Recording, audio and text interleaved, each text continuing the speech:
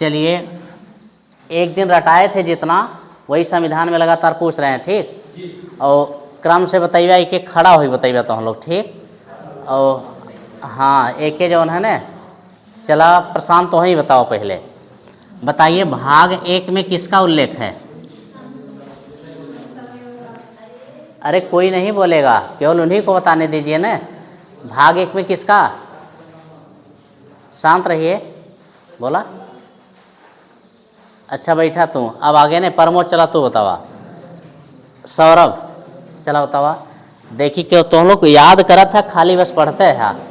शांत रहिए। भाग 1 में, हाँ जल्दी जल्दी बताइएगा। भाग 1 में संघ एवं राज्य, भाग 2 में नागरिकता, भाग 3 में मौलिक अधिकार, भाग 3 में मौलिक अधिकार है। आगे बताइए भाग 4 में, हाँ नीति निदेशक तत्व, नीति निदेशक, नीति निदेशक, नीति निदेशक तत्व का उल्लेख है। आगे बताइए मूल कर्तव्य का उल्लेख कहाँ किया गया है? हाँ 4 में, 4 में मूल कर्तव्य। अब आप बैठ जाइए, चलिए आगे दूसरा कोई बताएगा, ठीक। मूल कर्तव्य, अमन बताओ, मूल कर्तव्य किस समिति के सिफारिश पे लागू किया गया था? हाँ स्वर्ण सिंह समिति, ठीक। ये जो है नहीं, अभी नहीं बैठना है। स्वर्ण सिंह समिति, बताइए मूल कर्तव्य का उल्लेख किस अनुच्छेद में किया गया है? कोई बोलेगा नहीं, एक जनी बताओगा है। हाँ 51 का में इसका उल्लेख किया गया है। 51 का में इसका उल्लेख किया गया है। अब यहाँ से बताओ, संघ एवं राज्य का उल्लेख किस अनुच्छेद में? 1 से 4। हाँ 1 से 4, 1 से 4। नागरिकता का 5 से 11। हाँ सौरभ बोल रहे हैं, 5 से 11। मौलिक अधिकार 12 से 35, 12 से 35। और नीति निदेशक तत्व 36 से 51, 36 से 51। और मूल कर्तव्य 51 के का। चलिए बैठिए आप। अब जो है ना, चला तो बतावा, तो आप तो नाम भुलाइए थे। चलिए बताइए 5 में किसका उल्लेख है? भाग 5 में, हाँ संघ का। भाग 5 में संघ, भाग 6 में राज्य, भाग 7 का इसका निरसमन कर दिया गया है, इसका निरसमन कर दिया गया है, ठीक। भाग 8 में केंद्र शासित प्रदेश, केंद्र शासित प्रदेश का उल्लेख है इसमें, केंद्र शासित प्रदेश का। भाग 9 में, हाँ भाग 9 में पंचायत का उल्लेख है। भाग 9 के का में नगर पालिका, भाग 9 के का में नगर पालिका का उल्लेख है। भाग 9 के खा में सहकारी समिति का उल्लेख है। अब आप बैठ जाइए, अब आगे फिर कोई दूसरा बताएगा। चलो गुड़िया तुम बताओ, पंचायत को किस संविधान संशोधन के तहत जोड़ा गया? हाँ कोई बोलेगा नहीं, एक जनी बताओगा।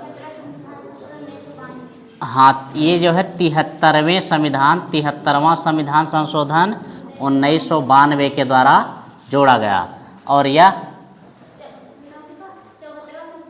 हाँ 74वां संविधान संशोधन 1992 के द्वारा। और यह 9 का खा नहीं, बैठो, 97वां संविधान संशोधन 2011 के द्वारा जोड़ा गया, ठीक। ये बहुत महत्वपूर्ण है तीनों, ठीक। और ये कई बार जो है प्रश्न पूछे भी जा चुके हैं, इसलिए इसको विशेष रूप से ध्यान देना है, ठीक। चलो अंशित बतावा, भाग 10 में के कर उल्लेख हुआ?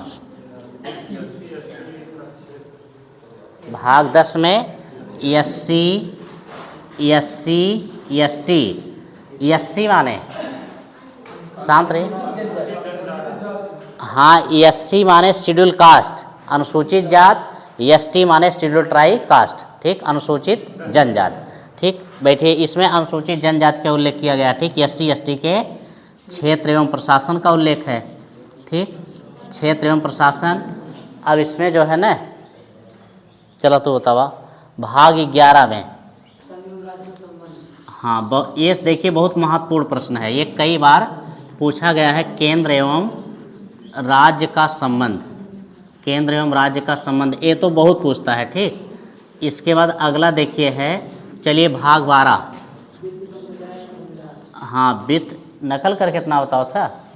ठीक, चलिए वित्त संपत्ति, वित्त संपत्ति संविदाएं, संविदाएं एवं वाद का उल्लेख है। भाग 13 में। हाँ, संघ एवं, हाँ, केंद्र एवं राज्य के भीतर, चलिए संघ ही लिखें, ठीक रहेगा। ठीक, संघ एवं राज्य के भीतर, संघ, बैठ जाइए आप, संघ एवं राज्य के भीतर, भीतर व्यापार, व्यापार, वाणिज्य, वाणिज्य एवं समागमन, समागमन। ठीक, इसका उल्लेख है। चलिए प्रिया बताइए भाग 14 में।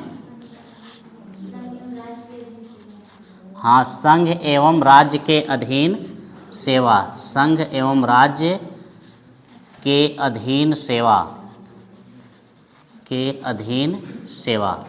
वैसे लगभग सबको मजे याद है।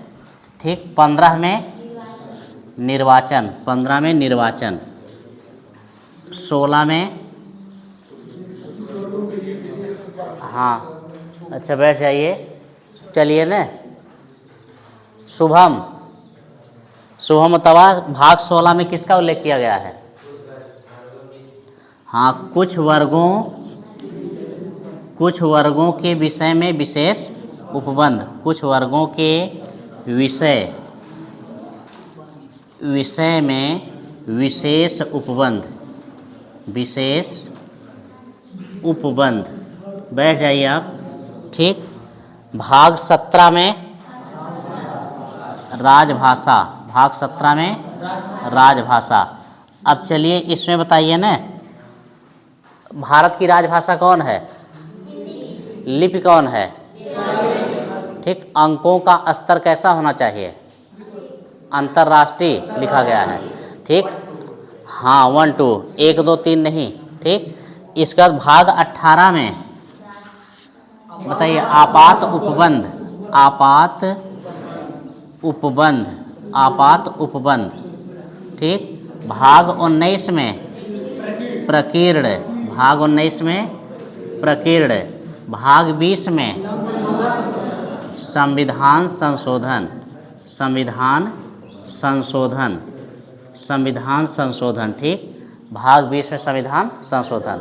यह इतना है। और भाग 21 में, हाँ, संक्रमणकालीन उपबंध, संक्रमणकालीन, संक्रमणकालीन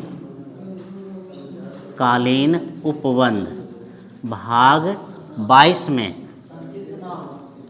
हाँ, भाग 22 में संक्षिप्त नाम, हिंदी में प्राधिकृत पाठ, हिंदी में प्राधिकृत पाठ। यह 22 भाग है।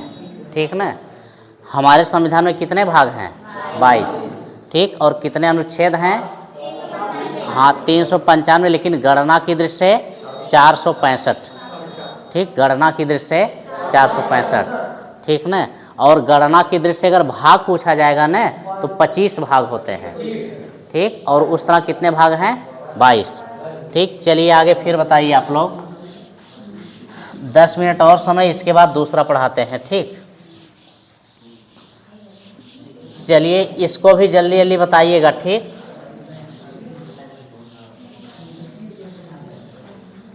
शांत रहिए सभी लोग। चलिए ये बहुत महत्वपूर्ण है, ठीक। अब इसमें चलो तू बताओ पहले, नहीं ये न? हाँ तो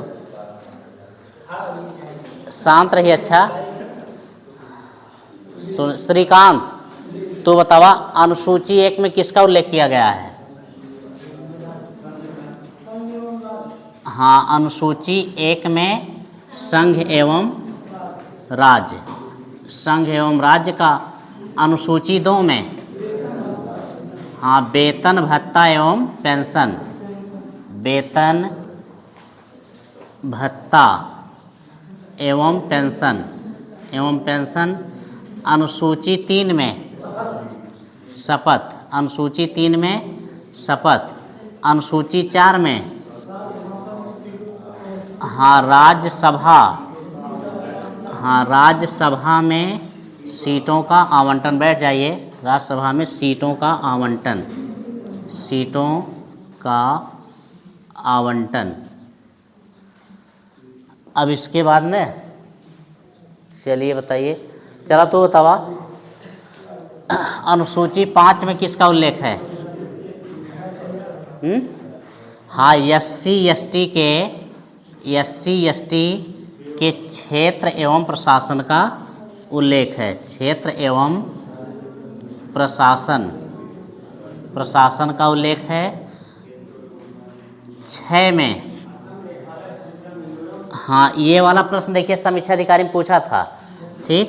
असम, मेघालय, असम, मेघालय, त्रिपुरा, मिजोरम, त्रिपुरा, मिजोरम।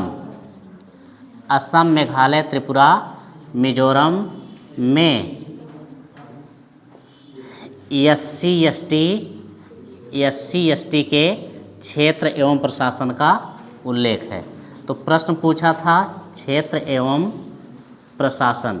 जानते हैं क्या प्रश्न पूछा था? इसमें पूछा था किसमें एससी एसटी के क्षेत्र एवं प्रशासन का उल्लेख नहीं किया गया है। तो उसमें असम दिया था, मेघालय दिया था, मिजोरम, नागालैंड, ठीक। तो नागालैंड में नहीं किया गया है, ठीक। ये समीक्षा अधिकारी में प्रश्न अब की बार पूछा गया था, ठीक। बैठ जाइए। चलिए अब इसमें जो है ना, चलो संध्या, क्या नाम है संध्या ने? अलका, अलका बतावा, अनुसूची 7 में क्या उल्लेख किया गया है? नहीं याद है ना? याद नहीं कर रही, चलो बैठो। अनुसूची 7 बहुत महत्वपूर्ण है। अमन चला तो बतावा, इसमें किसका उल्लेख किया गया है? हाँ, केंद्र एवं राज्य के बीच शक्तियों का बंटवारा, केंद्र एवं राज्य के बीच शक्तियों का बंटवारा। अब बताइए शक्तियों का बंटवारा किसमें किया गया है? सूचियों में, शक्तियों का बंटवारा, ठीक। अब कौन कौन सूची है? एक संघ सूची है, संघ सूची, एक राज्य सूची और एक समवर्ती सूची। अब पहले बताइए समवर्ती सूची पर कानून बनाने का किसका अधिकार है? दोनों का। यदि राज्य और संघ की, ठीक, कानूनी विवाद फंस जाए तो किसका माना जाएगा? केंद्र का। राज्य सूची के विषय पे कौन कानून बनाता है? राज्य। और संघ सूची पर केंद्र। चलिए 8वां बताइए आप। 8वां में किसका उल्लेख है? भाषा। अब इसमें हम पूछ रहे हैं, ठीक, वर्तमान में कितनी भाषाओं का उल्लेख है? 22। वर्तमान में कितनी भाषाएं हैं? 22। मूल संविधान में कितनी भाषाएं थी? 14। मूल संविधान में कितनी भाषाएं थी? 14। 15वीं भाषा कौन जोड़ा गया? 15वीं भाषा सिंधी। बैठ जाइए अमन, सिंधी। अब चलिए इसको बताइए ना, तो बतावा सौरभ, सिंधी को किस संविधान संशोधन के तहत जोड़ा गया? सिंधी को गलत बताओ था। हाँ, 21वें। सिंधी को 21वें संविधान संशोधन 21वें संविधान संशोधन 1967, 21वें संविधान संशोधन 1967 के द्वारा जोड़ा गया। ठीक, या एक से समझ में। अब 15 भाषा हो गया। इसके बाद बताइए नमक, ट्रिक है या नमक, नमक मतलब नेपाली, हाँ नेपाली, मणिपुरी, मणिपुरी और कोकड़ी, यह किस संशोधन के तहत जोड़ा गया? 71वें संविधान संशोधन 1992। यह जो बैठ जाइए 71वें संविधान संशोधन, 71वें संविधान संशोधन 1992 के द्वारा जोड़ा गया। ठीक, इसके बाद है बोडो, बोडो, डोंगरी, डोंगरी, मैथिली, मैथिली, मैथिली और संथाली, संथाली, यह किस संविधान संशोधन के तहत जोड़ा गया? हाँ 92वें संविधान संशोधन 2003, 4 रहता है। ठीक, संविधान संशोधन, संविधान संशोधन 2004 के द्वारा जोड़ा गया। और कुल कितनी भाषाएं हो गई? 22। अब हमारे संविधान के 8वीं अनुसूची में कितनी भाषाएं? 22। ये जब मूल संविधान लागू हुआ रहा, ठीक, जब मूल संविधान लागू हुआ था तब इसमें 8 अनुसूचियाँ थीं। ठीक ना, अब कितनी अनुसूचियाँ हैं? 12। अब कितनी अनुसूचियाँ हैं? 12। और वो चारों अनुसूची बहुत महत्वपूर्ण बा, उससे बहुत प्रश्न आता है, तो उसको देखिए। अब बताइए 9वीं अनुसूची किस संशोधन के तहत जोड़ा गया? प्रथम संविधान संशोधन 1991। 9वीं अनुसूची प्रथम संविधान संशोधन, प्रथम संविधान संशोधन 1991 के द्वारा जोड़ा गया। 51 तो कह रहे हैं, अच्छा 91 बोल दिए।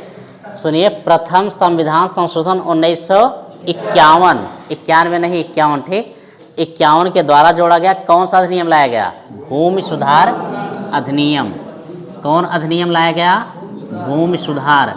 और भूमि सुधार के द्वारा जो है चकबंदी और हदबंदी किया गया। ठीक, चकबंदी लाया गया। 10वीं अनुसूची, अरे किसके द्वारा जोड़ा गया? हाँ 52वां संविधान संशोधन 1985। 52वां संविधान संशोधन, 52वां संविधान संशोधन, संविधान संशोधन 1985 के द्वारा, ठीक, जोड़ा गया। इसमें क्या लाया गया? दल बदल अधिनियम। ठीक, दल बदल अधिनियम।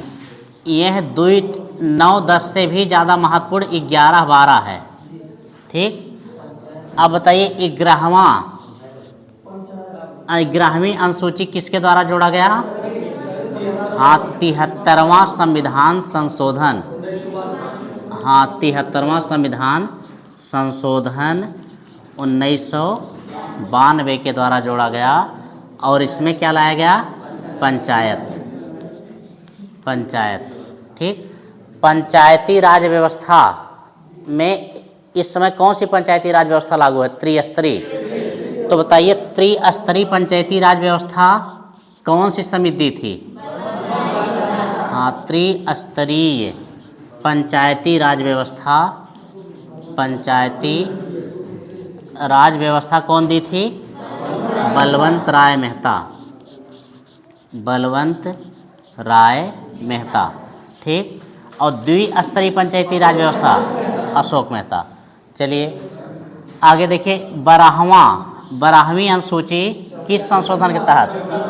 हाँ 74वें संविधान संशोधन 1992 के द्वारा नगर निगम, नगर निकाय, नगर निकाय, नगर निकाय। बस अनुसूची आप जान गए। भाग ये कुल पहले भी पढ़ा चुका है, खाली दोहराई गया सास। ठीक, अब और भी है, अब ओके पूछ लेते तो लोग बतावा खाली। ठीक ना। बताइए भाग 1 में कितने अनुच्छेदों का उल्लेख है? 1 से 4। भाग 1 में किसका उल्लेख है? संघ एवं राज्य का। बताइए अनुच्छेद 1 में किसका उल्लेख है? हाँ, भारत राज्यों का संघ होगा। अनुच्छेद 2 में संसद को यह शक्ति प्राप्त है कि वो नए राज्य का स्थापना एवं प्रवेश कर सकता है। इसी शक्ति का प्रयोग करते हुए हमारी संसद ने 17 मई 1975 को सिक्किम को जो है भारत में मिला लिया। ठीक। अनुच्छेद 3 में किसका उल्लेख है? हाँ, संसद को यह शक्ति प्राप्त है कि वर्तमान राज्य के क्षेत्र, सीमा एवं नाम में परिवर्तन कर सकता है। इसी शक्ति का प्रयोग करते हुए तमाम देखिए नाम में परिवर्तन कर रहे हैं कि नहीं? ठीक, कर सकते हैं। और अनुच्छेद 4 में किसका उल्लेख है? हाँ, अनुच्छेद 2 और 3 में जो संशोधन किया जाएगा वह अनुच्छेद 368 के तहत संशोधन की प्रक्रिया नहीं मानी जाएगी। ठीक, यह साधारण बहुमत के द्वारा संशोधन होता है। ठीक, चलिए इतना आप लोग जान गए। भाग 2 में किसका उल्लेख है? नागरिकता। नागरिकता का उल्लेख कितने अनुच्छेदों में किया गया है? 5 से 11। अनुच्छेद 5 में किसका उल्लेख है? हाँ, अनुच्छेद 5 में प्रारंभ में नागरिकता। अनुच्छेद 6 में हाँ, परमिट रूल के तहत नागरिकता। अनुच्छेद 7 में हाँ, प्रव्रजन के तहत नागरिकता। अनुच्छेद 8 में हाँ, विदेश में रहने वालों की नागरिकता बनी रहेगी। किस आधार पे? शिक्षा, व्यापार और पर्यटन। शिक्षा, व्यापार और पर्यटन, यानी कि कोई व्यक्ति अगर शिक्षा ग्रहण करने विदेश गया है उसकी नागरिकता बनी रहेगी। कोई घूमने गया है उसकी नागरिकता बनी रहेगी। कोई पढ़ने गया है उसकी नागरिकता बनी रहेगी। अनुच्छेद 9 में किसका उल्लेख है? हाँ, विदेशी नागरिकता लेने पर भारत की नागरिकता खत्म। ठीक। अनुच्छेद 10 में किसका उल्लेख है? हाँ, देश विरोधी कार्य करने पर नागरिकता का अंत। ठीक। अनुच्छेद 11 में किसका उल्लेख है? तो यहीं से नहीं पढ़ाए हैं ना, देखिए अनुच्छेद 11। अनुच्छेद 11 में जो है उल्लेख है